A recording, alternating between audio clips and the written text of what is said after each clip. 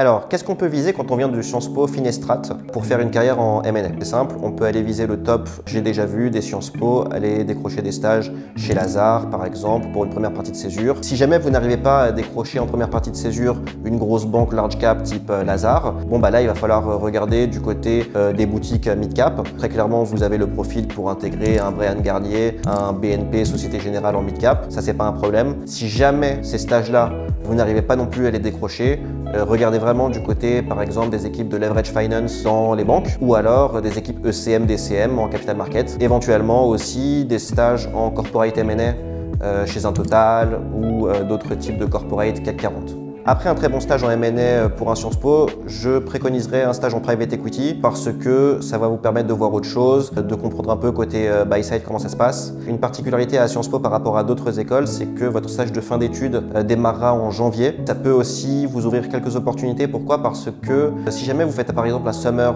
et que le summer vous donne un graduate qui démarre en juillet prochain, ça veut dire qu'entre janvier et fin juin, vous avez un stage un peu plaisir où vous pouvez faire ce que vous voulez. Ça peut être du conseil en strat, ça peut être encore du private equity, ça peut être quelque chose qui va apporter une touche un peu différente, un peu sympa à votre CV avant de démarrer votre graduate en juillet. Si tu veux plus d'infos, contacte-nous en DM.